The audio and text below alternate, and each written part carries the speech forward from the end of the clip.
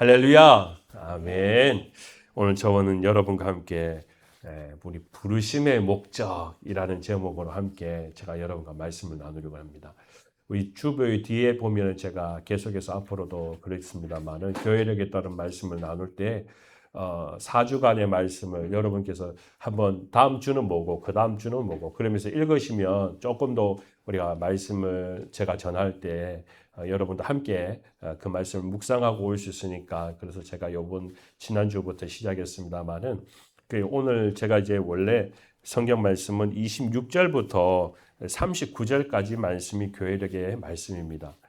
근데 제가 이제 이 말씀이 너무 길어가지고 또 이 말씀이 두 개로 사실 나눠져 있는 부분이라서 이걸 다 하려 하니까 너무 다 방대한 분량을 하다 보면 오히려 집중력도 떨어지고 이거 하고 저거 하다 보면은 이게 또 이게 말씀의 그 은혜로 들어가는 게 조금 약할 것 같아서 뒷부분은 제가 좀 빼고 오늘 26절에서 30절 말씀으로만 제가 여러분과 말씀을 나누려고 합니다. 26절에서 30절 말씀 우리가 읽어본 것처럼 우리가 또 지금 우리가 나눈 것처럼 가만히 들여다보면 그 속에 우리가 드러나는 게 뭐냐면 우리 사람은 연약한 존재임에도 불구하고 하나님께서 우리에게 어떻게 구원을 이끌어 주셨는가라는 것이 26절에서 30절 말씀이라면 31절에서 39절의 말씀을 여러분이 돌아가셔서 한번 다시 읽어보시면요.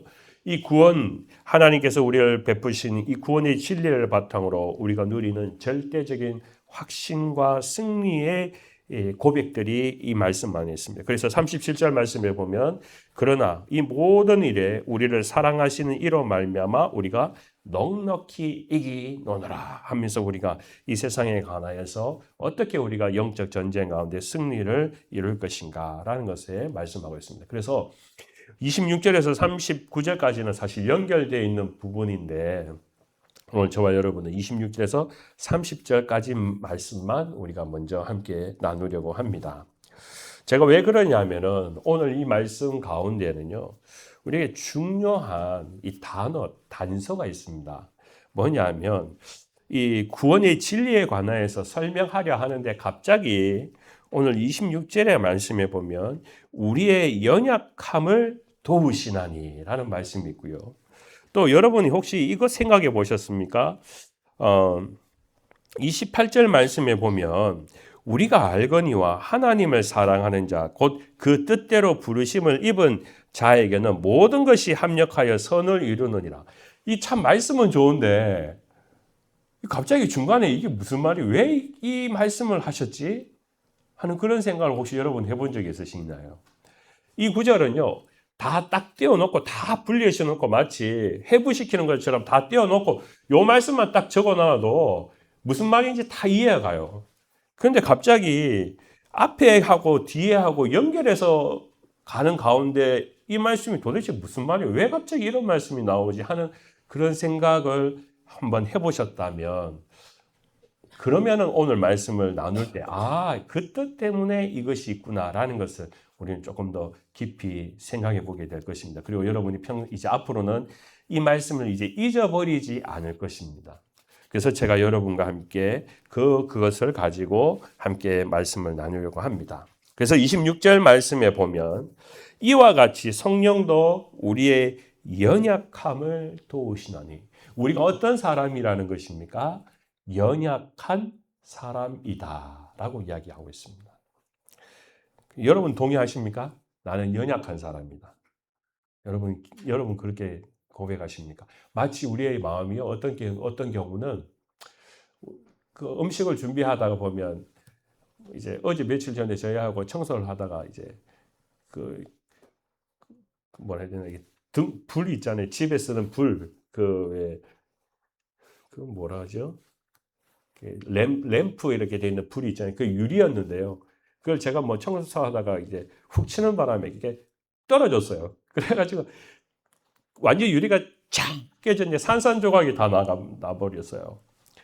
그래가지고 그 청소하느라고 그냥 시간을 보냈는데 참 우리 마음이 어떤 경우는 연약하다는 게 깨어지는 그릇처럼 처음에는 이렇게 예쁘게 있는 것 같은데도 한번 깨어져 버리면 한번 뭔가에 시험에 들게 되면 만신 차이가 나듯이 쫙 깨어버려 다시 되돌려 버릴 수 없는 그런 마음의 그릇처럼 될 때, 마치 유리처럼요.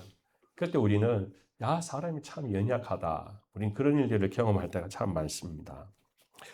우리가 잘 아는 시인 팡세는 그리스도인인데 그 사람이 인간의 존재에 대해서 그의 책 팡세에서 어떻게 이야기했느냐 제가 보니까 이렇습니다. 인간은 자연에서 가장 연약한 하나의 갈대에 불과하다. 그렇게 했습니다. 그래서 우리가 이 팡세라는 사람, 팡세에서 이야기하는 건 여러분 잘 아시는 사람은 갈대와 같다라고 이야기한 그 부분이 바로 인간은 자연에서 가장 연약한 하나의 하나의 갈대와 같다. 갈대에 불과하다라고 이야기했습니다. 그렇지만 우리는 때때로 인간이 얼마나 대단한 존재냐라는 것을 알게 될 때가 있습니다.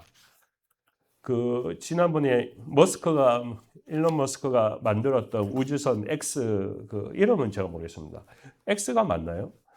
보면은 무인 우주선을 보내지 않습니까? 그리고 도착을 하는데 그걸 우리가 예전에는 아폴로 12호를 보내던 콜롬비아호로 보내던 보면은 바다에 그냥 툭 떨어졌는데 바다 어느 중간에 보면은 그게 자동으로 정확하게 그 지점의 타겟에 그대로 내려오는 거 여러분 보셨습니까? 그래서 막 주가가 확 올라갔습니다.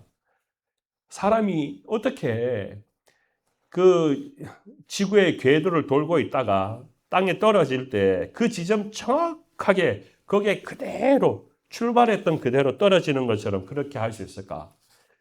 그걸 예측한다라는 것, 수학적으로 그걸 계산한다라는 그것을 보면서 야, 참 사람은 대단하다. 그래서 일론 머스크가 뭔가 큰 일을 하겠다 싶어서 주가가 확 올라갔던 것을 봅니다. 그리고 난 후에 2주 전인가요? 중국에도 또 그걸 만들었더라고요. 그리고 일본에서도 지금 그걸 만들었다고 합니다. 그러니까 점점점 사람들의 이 지혜를 통하여서 머리를 통하여서 과학자들이 우리는 완전하다.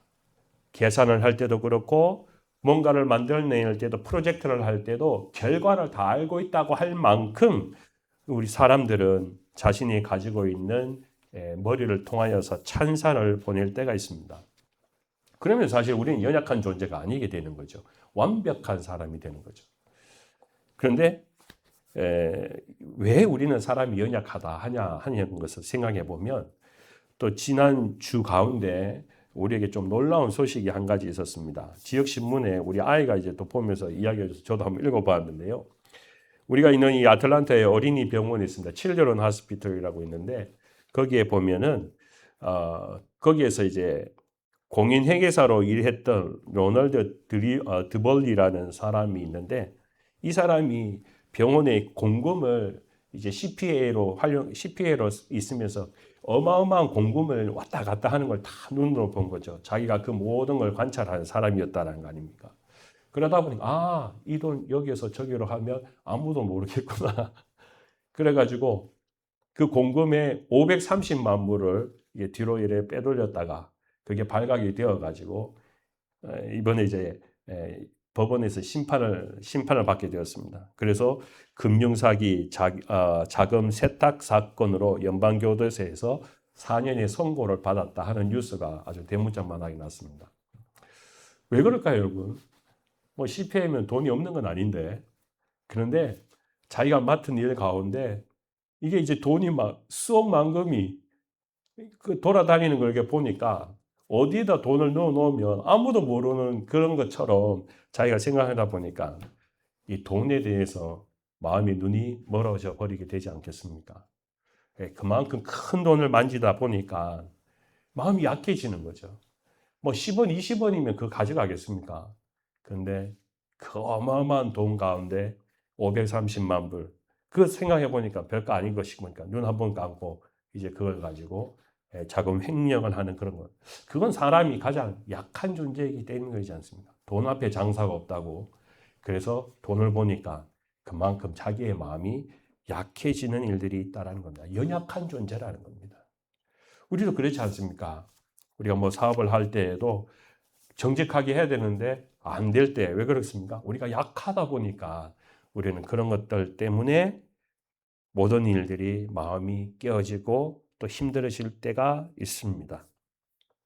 오늘 성경 말씀에 보면 우리의 연약함을 도우신다. 우리 사람이 연약하다라는 걸 도운다라는 것. 과연 성경 말씀에는 사도 바울은 무엇이 연약하다고 이야기하는 것일까요?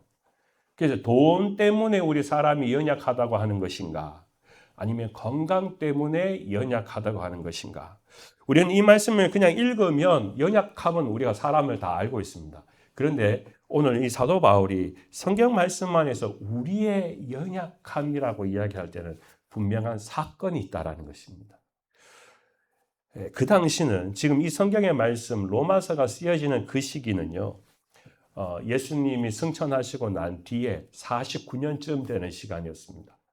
그때는 글라우디오라는 로마의 황제가 있었습니다.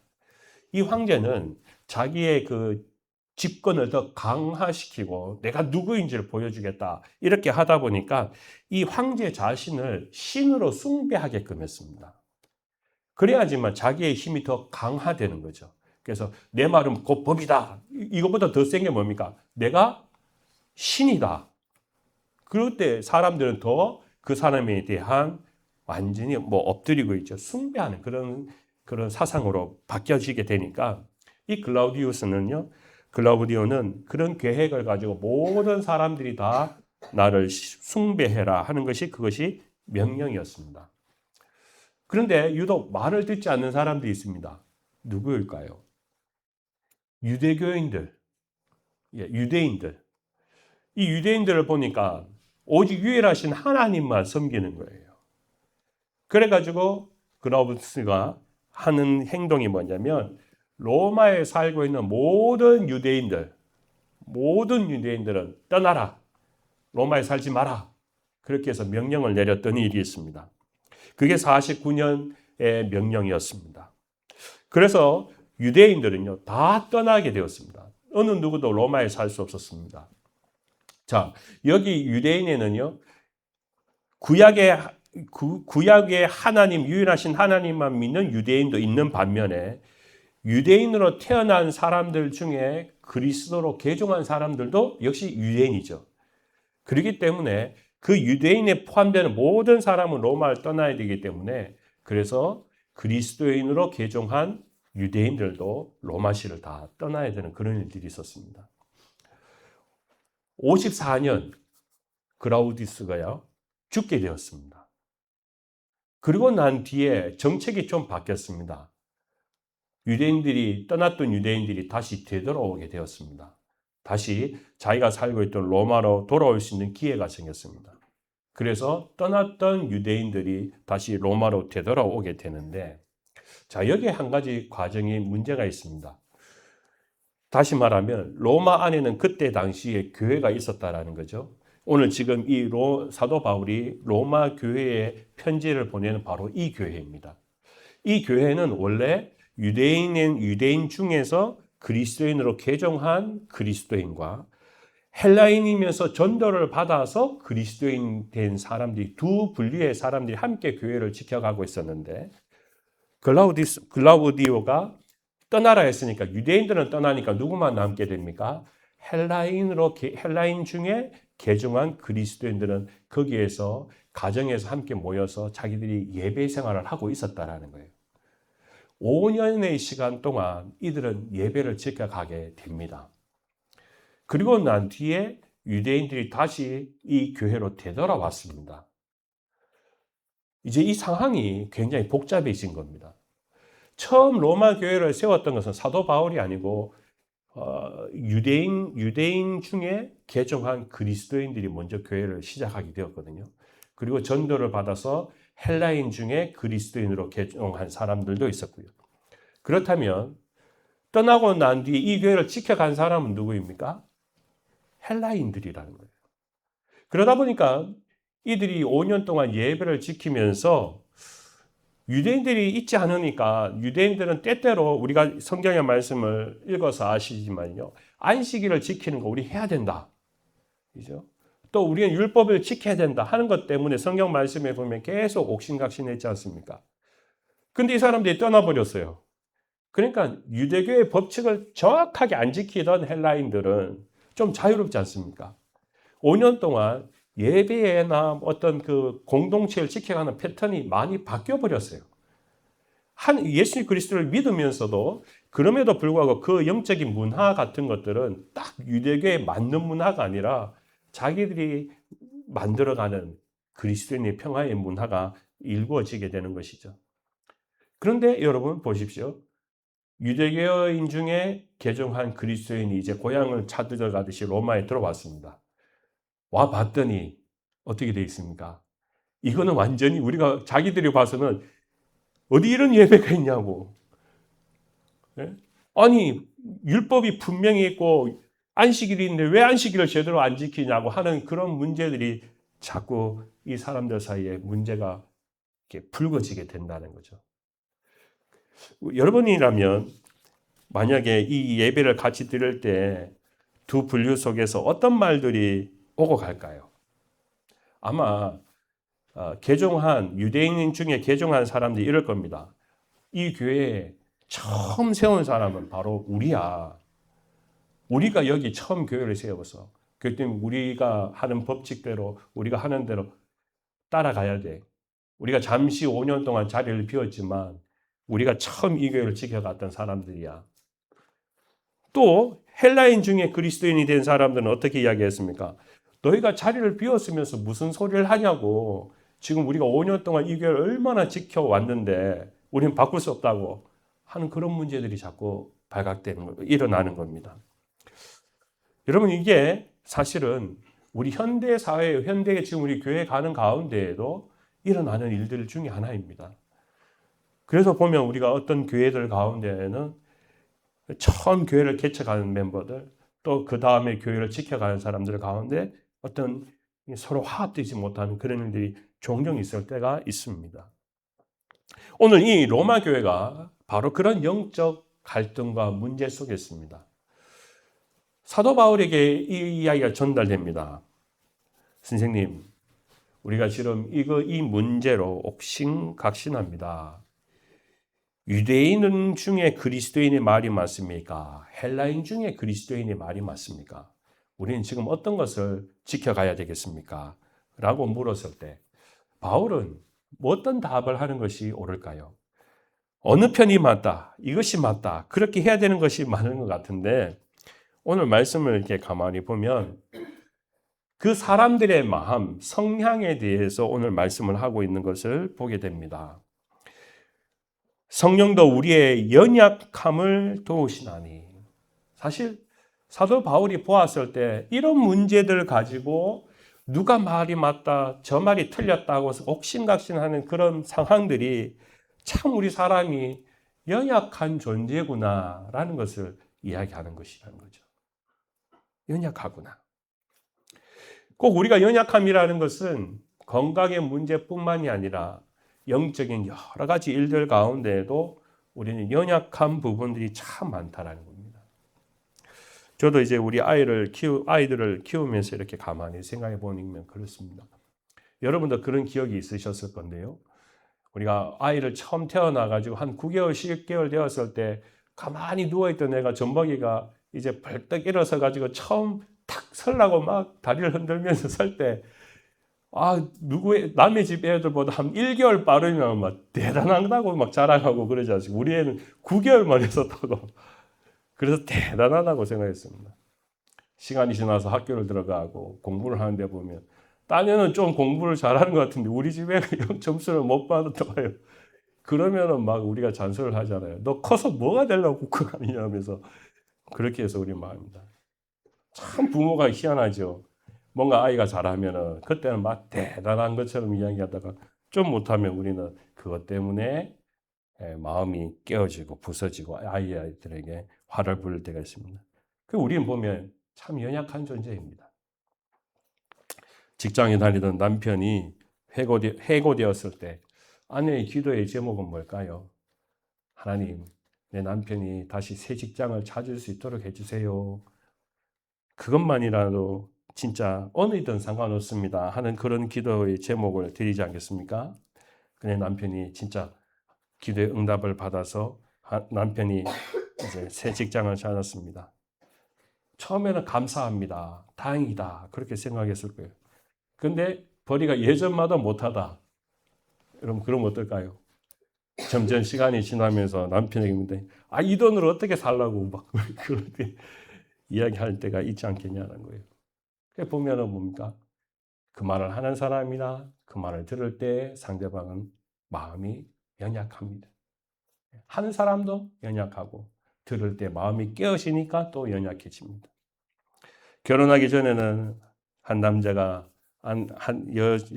여자에게 처녀에게 제발 나와 결혼해 주세요. 결혼만 해 주세요. 그렇게 했는데 나중에 시간이 지나서 결혼하고 난 뒤에 봤더니 반찬을 왜 이렇게 했냐고, 빨래를 왜 이렇게 하냐고, 청소를 왜 안 하냐고, 집에서 뭐 하냐고 막 그렇게 이야기하면 참 그죠? 사람이 연약한 거죠. 들어갈 때와 나갈 때 다르다는 말처럼 그 말을 듣는 아내의 마음도 다 깨져 버리기도 하고 남편도 그 말을 하면서 자기 자신의 존재가 연약하다라는 것을 우리는 알게 됩니다. 오늘 이 성경의 말씀의 이 사건은요, 이렇게 예배에 관하여서 어떤 사람이 어떤 분류들이 교회의 예배를 주관하느냐, 이 교회를 이끌어가느냐 하는 문제로 그들이 옥신각신할 때 바울의 관점에서 봐서 우리 사람이 참 연약하구나. 하나 되지 못하는 거구나.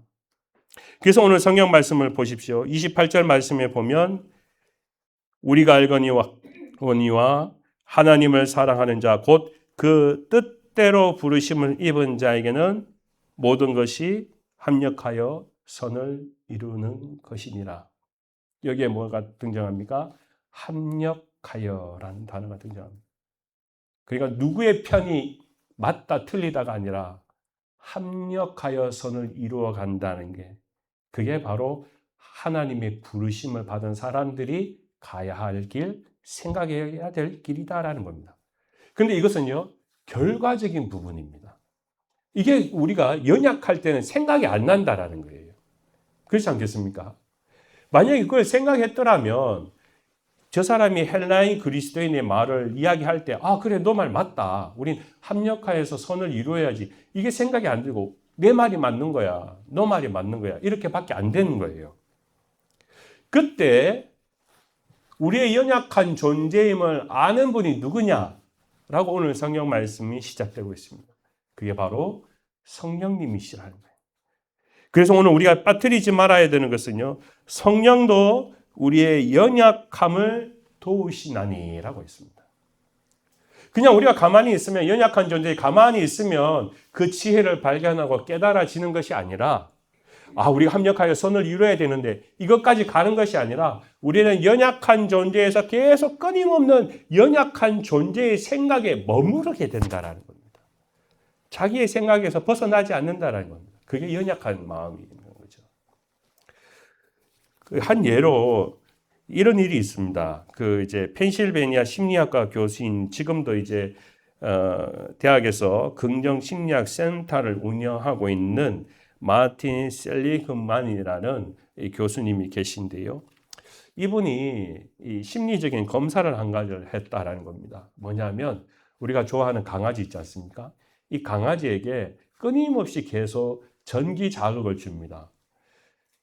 좀 들어보면 여러분이 좀 아찔아찔한데요. 걔가 싫어하는 그 전기 자극을 계속 줍니다. 근데 얘가 도망가지 못한 울타리 안에서 이렇게 가두어 놓고 전기 자극을 계속 주는 겁니다. 그랬더니 처음에는 어떨까요? 도망가고 싶어서 막 어디든 저기든 막 찾지 않겠어요, 길을? 근데 얘가 도망갈 곳이 없다라는 것을 아는 순간 그냥 그 다음부터는 그냥 고개를 푹 숙이고 그 전기 자극을 그냥 눈을 감고 그냥 계속 받고 있더라는 겁니다. 도망갈 수 없다고 생각했을 때. 그렇지 않겠습니까, 여러분이죠? 우리가 보면은 주인이 이렇게 딱 하나에 묶어놓고 도망가게 하면은 안 맞겠지만 도망 못 가게 해놓고 딱 하면은 계속 그냥 고개 숙이고 맞고 있어야 되는 게 그런 개의 존재죠. 자, 그런데 그리고 난 뒤에 이렇게 전기 자극을 주었을 때 도망가지 못한 이 강아지가 나중에는 이제 자기가 벗어날 수 있도록 하나의 울타리를 만들어 놓고 전기 자극을 줬습니다. 그러면 걔는 어떻게 반응해야 될까요? 아, 피할 길이 있구나. 내가 저쪽으로 넘어가면 내가 도망갈 수 있겠구나. 이렇게 생각해야 되는데 그냥 처음 그대로 계속 눈을 감고 있더라는 겁니다. 그걸 통하여서 우리 사람도 그러한 심리적인 일들이 있다라는 것을 이분이 이야기하더라고요. 다시 말하면 우리 사람도 뭔가 자꾸 부정적이고 안 되고 어렵고 그런 일들에게 노출되고 자극을 받고 하다 보면 다른 방법을 찾다가 안 되면 뭐 그런가 보다 하고 그냥 그대로 주저앉아 가지고 난 연약한 존재야. 난 연약한 존재야. 난 원래 그냥 연약한 이대로 살아갈 거야. 라고 할 수밖에 없게 된다는 거예요. 그러면 우리 그리스도인의 삶이 얼마나 그냥 비참하겠냐라는 거예요. 저는 오늘 이 성경 말씀에 우리가 연약함이라는 단어를 생각해 보면 방법이 없다라는 겁니다. 그런데요, 오늘 말씀에 성령도 우리의 연약함을 도우신다라는 거예요. 도우신다. 그건 뭡니까? 그 연약한 존재를 가만히 두시지 않고 잡아 당기신다라는 거예요. 그렇게 잊지 마라. 너는 연약한 존재가 더 이상 아니다. 왜요? 우리가 하나님의 부르심, 예수님의 부르심 속에 있기 때문에. 그래서 오늘 성경 말씀에 보면 29절에 하나님이 미리 아신 자들을 또한 그 아들의 형상으로 본받게 하기 위하여 미리 정하셨으니 이는 그로 많은 형제들 중에 맏아들이 되게 하려 하십니다. 우리를 통하여서 하나님의 형상을 닮아가는 존재로 삼으신다는. 성령님은 우리를 통하여서 연약한 존재를 다시 회복시키신다. 그렇기 때문에 우리가 마치 전기 자극을 주는 강아지가 그냥 저 울타리를 넘어가면 되는데 가만히 있는 것처럼 그렇게 살아가서는 그렇게 우리가 그냥 연약한 존재에 있어서는 안 된다고 이야기하는 것입니다. 그리스도의 형상을 다시 회복하도록 성령님께서 계속 우리를 밀으시고 도우시고 인도하신다라는 그게 바로 오늘 이 성경 말씀에서 부르심을 받은 사람들이 깨닫는 하나님의 은혜라는 것입니다. 저도 여러분도 이 믿음의 과정 속에 가 있습니다. 다 알고 있습니다. 그런데 오늘 이 성경 말씀을 통해서 다시 한번 기억해 보기 원합니다. 우리가 어떤 존재냐. 그렇기 때문에 우리는 하나님의 부르심을 받은 존재라는 것입니다. 오늘 성경 말씀을 보면요. 우리는 마땅히 기도할 바를 알지 못하나 오직 성령이 말할 수 없는 탄식으로 우리를 위하여 친히 간구하시느니라 라고 말씀하셨습니다. 연약한 존재로 있을 때 우리는 그냥 가만히 그냥 이건 내 팔자거니 또는 내 운명이거니 우리가 그렇게 이야기할 때 성령님은 그걸 그냥 그대로 두시지 않는다라는 겁니다. 이걸 우리가 꼭 기억했으면 좋겠어요. 여러분, 제가 이 말씀을 읽으면서 한번 생각해 보면 이렇습니다. 성령님이 말할 수 없는 탄식으로 우리를 위하여 친히 간구하신다. 이걸 우리가 어떻게 알겠습니까? 성령님이 우리를 위하여 기도하시는 거, 이걸 어떻게 우리가 말씀에 기록된 걸 우리가 증명할 수 있습니까? 누군가 물어보면 성령님이 우리를 위하여 기도하는 것, 여러분 이걸 증명으로 보여줄 수 있습니까? 말씀이 그렇게 기록되어 있으니까 그냥 믿어. 맞습니다. 근데 성령님이 어떻게 우리가 연약할 때 우리를 위하여 기도한다는 것, 중보한다는 것, 하나님께 아뢰는다는 것, 우리가 어떻게 할 수 있습니까? 라는 거예요. 제가 그것을 여러분과 잠깐 한번 이야기 드리고 싶어요. 우리 지난주부터 우리가 같이 중보 기도 함께 드렸습니다만은 우리가 이 기도라는 것을 생각해 보면 그렇습니다. 여러분이 나 연약해서 기도 못할 때가 있지요. 마음이 무너져서 기도 못할 때가 있습니다. 그러면 나를 위해서 누가 기도할까? 여러분 그런 생각을 해보신 적이 있으십니까? 내가 차마 힘이 안 나서 기도 안 할 때 누군가 나를 위해서 기도할 사람이 있을까? 여러분은 내가 힘들 때 누가 나를 위해서 기도할까? 그 사람이 누구일까요? 네. 성령님, 네. 제일 가까이 있는 누구일까요? 남편이죠. 아내, 아내는 나를 위해서 기도하겠지. 남편은 나를 위해서 기도하겠지. 우리가 이러잖아요. 근데 그거를 조금 벗어나서, 가족을 벗어나서, 우리 주변에서, 예, 내가 제일 지치고 힘들 때, 누가 나를 위해서 기도할까? 여러분 생각해 보신 적 있으세요? 박신일 집사님, 집사님 위해서 기도하는 사람이 누구일까요? 예, 집사님, 생각해 보신 적 있으세요? 예, 내 주위에서 누가 나를 위해서 기도할까? 그냥 대답해 주셔도 돼요. 집사람 목사님 교우. 맞아요, 집사님. 아내가 제일 기도하겠죠. 그렇지만 저도 기도합니다. 가만히 있다가 어느 날은 성령께서 제 마음속에 주시는 거죠. 야, 우리 집사님 위해서 기도해. 박승일 세월에 기도해. 그러면 저는 기도를 합니다. 또 어떤 때는 성령님께서 야, 거기 집사님 한번 가봐야 되지 않아? 그럼 갑자기 그런 마음을 주시면 또 가봅니다. 우리 여러분 그런 일들이 있으시죠? 그냥 지나가다가도 갑자기 그분이 성령님께서 나에게 가보라고 이야기하고 전화 한번 해보라고 이야기하고 기도하라고 하는 그럴 때가 있습니다. 이건 내 힘으로 하는 것이 아니죠. 내 힘으로 하면 플랜을 짜서 하는 거고요. 그런데 여러분 보십시오. 성령이 먼저 나를 위하여서 기도한다라는 것은 바로 그 성령이 가만히 계신 것이 아니라 중보자들을, 우리 가운데 중보자들을 찾으신다는 겁니다. 내가 지쳐서 힘들 때 내 주변에 있는 사람들을 통하여서 기도하게 하신다는 거예요. 안녕 이사님 일하시면서 운전하실 때 안전하게 집에 돌아오라고 기도하는 사람이 누구일까요? 안녕 이사님 기도하시겠죠. 그리고 바깥으로 봤을 때 가족 위에 누가 기도할까? 제가 기도합니다. 안녕 이사님 오늘 밤에 들어오실 때 안전하게 귀가하게 해주세요. 주일, 목요일, 토요일 날 또 만나면 집사님 안전하게 일 잘 마치셨구나. 우리 주변은요. 여러분이 기도하지 못하는 일들 가운데에도 성령님이 기도한다는 것을 우리가 직접적으로 증명할 방법이 없어요. 그런데 성령님은 주변의 사람들을 통하여서 중보하게 하신다는 거예요. 여러분도 그런 일들을 경험하고 저도 그런 일들을 경험하게 됩니다. 그것이 바로 오늘 이 성령님께서 우리의 연약함을 도우시는 방법이라는 것입니다.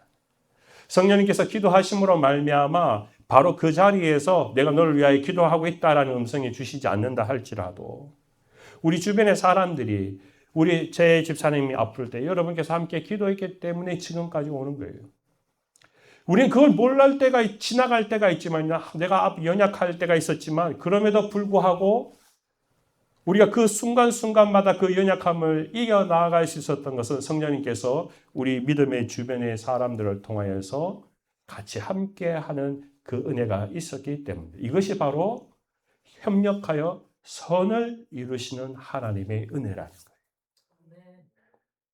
그래서 우리가 믿음 생활이 연약할 때는 자꾸 우리는 내가 옳으니 네가 옳으니 그걸로 우리는 분쟁하고 싸울 때가 있습니다. 로마 교회가 그런 모습이 있었거든요. 근데 성령님께서 주시는 말은 내가 옳고 너가 틀리다 그 말이 아니라는 거예요. 그 모든 것이 합력하여 선을 이룰 수 있도록 성령님께서 우리의 영과 눈을 열으신다는 거예요. 그리고 중보하게 하신다는 거예요. 자, 이게 이렇게 됩니다. 만약에 우리가 믿음 생활하면서 나는 다른 사람을 위해서 성령님께서 기도하라고 내게 주신 마음이 한 번도 없어. 다시 생각해 봐야 돼. 그런 일이 나 한 번도 없어. 잘 생각해 봐야 돼. 이제 앞으로는 성령님께서 내게 뭐라고 하는지 귀를 기울여야 됩니다. 왜 그렇습니까? 우리 주변에 분명히 연약함 때문에 기도 못하는 사람이 있다라는 거예요. 근데 성령님께서는 내가 먼저 그 연약한 자를 위해서 기도한다고 하실 때 주변의 사람들을 통하여서 하나님 앞에 간구하게 하고 힘을 얻게 하게 하신다는 거예요. 제가 지금 이 자리에 여러분과 함께 믿음의 생활을 할 수 있다는 건 누군가 저를 위해서, 여러분이 저를 위해서 기도하고 있기 때문에 제가 버텨가는 겁니다. 할렐루야. 그것이 바로 오늘 이 성경 말씀에서 부름받은 자의 모습이라는 거예요. 오늘 이 부르심의 목적은 바로 우리 모두를 통하여서 하나님의 영광을 드러내려고자 합니다. 오늘 저와 여러분, 이 합력하여 선을 이루는 모습은 우리 교회 공동체의 모습이기도 하고요. 또 우리가 살아가는 삶의 이 바깥 세상에서 우리가 함께 가야 할 일이기도 합니다. 저는 이 부분에 대해서 오래전에 큰 경험을 한 적이 있습니다. 저는 신앙생활을 하면서 제일 힘들었던 때가 군생활을 할 때였는데요. 제 위에 제가 이제 교회에서 군종을 좀 하면서 위에 상관이 계셨는데 그분은요, 아주 신앙생활을 제대로 안 하면서 닥달을 하는 분이었어요. 그 닥달을 하는 게 어떠냐면 대대장님에게 잘 보이고 싶어가지고 나 교회 잘 관리하고 있다, 이걸 보여주고 싶어 하는 분이세요. 그러니까 신앙은 전혀 관심이 없고 어떻게든 대대장님한테 잘 보이려고 하는 그런 분이 계셨어요. 그러니까 제 마음속은 하나님 왜 저분이 저의 그 직속 상관이 되어가지고 이 교회를 같이 가야 됩니까? 저 사람은 아닌 것 같습니다. 저 사람은 좀 빼고 딴 사람 믿음 좋으신 분을 좀 붙여주세요 하고 제가 아주 열심히 기도했습니다. 그런데 안 바뀌는 거예요. 안 바뀌어요. 그분이 계속 그러는 거예요. 교회 오면 계속 왜 청소를 안 했냐, 뭐부터 시작해가지고, 뭐 이건 대장님 오실 때 뭐 잘 일해야 되는데 하고 막 그런 거예요. 막 저는 기가 성가신 거예요. 저는 막 속에서 분노가 막 일어나는 거예요. 하나님의 교회인데 왜 지금 대대장님의 교회로 만드냐고 막 속에서 불이 일어나는 거예요. 그런데 희한하게도요, 그때 오늘 이 성경 말씀을 제가 읽게 되었습니다. 하나님을 사랑하는 자 곧 뜻대로 부르심을 입은 자에게는 모든 것이 합력하여 선을 이루느니라. 근데 제가 그때 그 상황으로 되돌아가 보면 그런 것 같아요. 정말 성령님께서 내 마음을 나를 위해서 먼저 기도하시지 않으셨더라면 저도 어떤 상황 속에서는 막 화가 나가지고 이렇게 잠재할 수 없었을 것인데, 시간이 지나서 가만히 봤더니 오늘 이 하나님의 뜻을 위하여서 협력하여 선을 이루느니라는 이 말씀이, 내가 친한 사람, 나하고 마음이 맞는 사람과만 꼭 선을 이루라는 그것이 아니라 나하고 맞지 않는 사람과도 함께 선을 이루어 가는 것이 바로 하나님께서 원하시는 모습이구나라는 것을 제가 깨닫게 되었습니다. 그 시간까지 뭐가 하신 겁니까? 성령님께서 나의 마음을 다독거려 주신 거죠. 그리고 내가 이 말씀을 깨닫게 하신 거예요. 그렇지 않으면 저는 끝까지 그분을 미워하고 싫어하고 그분은 정말 교회 악이다 막 이렇게 제 마음속에 생각할 수 있었던 거예요. 근데 그걸 바꾸시는 분이 성령님이셨어요. 여러분, 우리도 살아가면서 그런 일들이 있습니다. 우리가 경험 속에서 마치 강아지가 계속 자극을 주었을 때 그 자극 속에서 벗어나지 않고 그냥 가만히 고통만 참아갈 때가 있습니다. 성령님께서 그런 생각 가지지 말고 나와. 그게 계속 있으면 안 돼. 너의 연약함을 벗어나자. 그렇게 아니요, 난 그냥 이대로 있을래요. 난 그냥 충격을 받으니까 끝까지 받고 나는 그냥 병이라도 걸릴래요. 그건 하나님의 뜻이 아니라는 거죠. 하나님께서 우리를 다시 회복시키셔서 하나님의 그 만들어지신 형상을 통해서 온전하게 우리가 그리스도인으로 살아가야 되는 하나님의 일꾼의 모습이 뭔가 그걸 다시 깨닫게 하신다는 그 과정을 가게끔 하시는 것이 바로 성령님이셨다라는. 오늘 저와 여러분들이 이 말씀을 통해서 우리가 이 하나님의 부르심의 목적을 꼭 기억할 때요, 그 부르심의 목적은 바로 모든 것이 합력하여 선을 이루게끔 하시는 하나님의 뜻이 함께 있습니다. 우리 가정도 마찬가지입니다. 서로 다른 남녀가 만나서 가정을 이루고 갑니다. 계속 싸워갑니다. 투덜투덜거립니다. 그런데 뭡니까? 하나님을 향하여서 선하신 가정을 만들어가는 것이 바로 하나님의 뜻이라는 거예요. 그것은 내 마음에 만든 사람을 만들어가는 게 아닙니다. 기도해가지고 성령님께 기도해가지고 남편의 마음이 내 마음에 다 쏙 들게 하는 것이 아니라는 거지요. 합력하여 선을 이룬다라는 것은 나도 그 사람도 나도 다 이해할 수 있는 깊이 넓이까지 들어가게끔 하시는 그 부르심, 그 목적을 이루는 것, 바로 그 일들을 하게끔 하시는 분이 바로 성령님이시라는 겁니다. 오늘 저와 여러분이 더욱 우리의 연약함을 도우시는 성령님을 의지하여서 저도 여러분을 위하여 계속 기도하고 여러분도 저를 위하여 기도함으로 또 우리 안에 살아계신 거룩한 하나님의 그 크신 그 선하심 또 우리를 통하여서 하나님께서 부르신 뜻을 잘 이루어가는 우리 사람 믿음의 공동체가 되기를 주님의 이름으로 축원합니다. 기도드리겠습니다. 아버지 하나님, 오늘 이 시간 다시 한번 성령께서 우리를